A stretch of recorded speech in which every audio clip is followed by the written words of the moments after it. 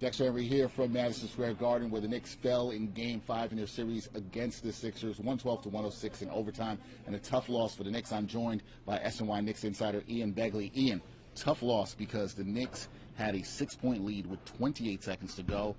Very different from what we saw just over a week ago in Game 2, where they won a game by that same deficit with 25 seconds to go. So what went wrong for the Knicks here at the end of regulation in Game 5? I mean, so much, right, Dexter? But I think you start with Mitchell Robinson, the 4-point play, fouling Tyrese Maxey on his 3-point attempt.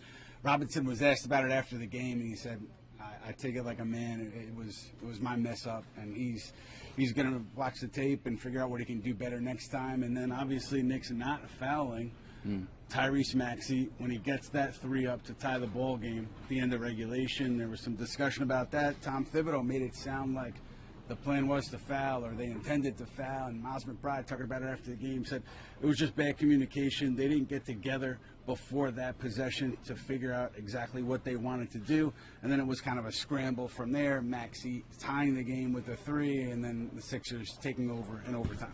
When I looked at that play, just happening live and watching the game, I didn't even cross my mind about them fouling. Do you think it was the right decision, or should there have been some more conversation about the team fouling in that situation so Maxey doesn't get off that 35-foot three-pointer, You know what? The way he was shooting, hindsight is 20/20. You probably want to foul him. But the thing that I found interesting was the Knicks, after Game 3, just talked about needing to communicate better on the defensive end and just overall. And then here you are.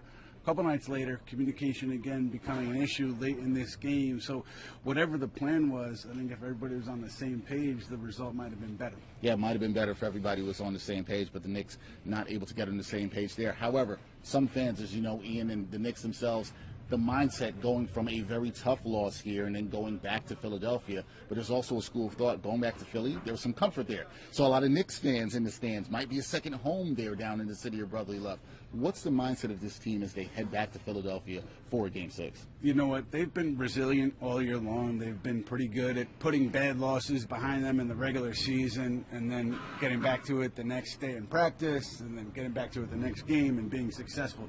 This is a little bit different. Obviously, the stakes are much higher. Knicks, I think, have a lot of pressure on them going into Philadelphia Game 6. But the thing they've showed all year is this resiliency, and let's see if they can show it again going to Philadelphia. Tough situation for them. We've used that word all year with the Knicks: grit, resiliency, toughness that you've seen. They'll have to do it in Game 6 on Thursday. Okay, Game 6 Thursday, Ian. Tyrese Maxey has been a problem for this team in this series, 46 points in Game 5 tonight.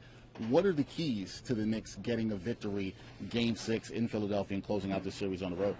Yeah, I think slowing him down, but how do you do it, right? He's been at it all series. He's been a blur. He's been getting around the corner pretty much whenever he's wanted. So the Philly, Tobias Harris and the other role players, I think you could live with them having the nights that they had in Game 5. But just how do you slow him down? Do you throw another defender at Maxey? Do you deny the ball? Do you hard trap? What do you do? Tom Thibodeau, known for his adjustments, known for his defensive acumen. It's going to be interesting to see how they approach this Game 6. Is it Dante DiVincenzo?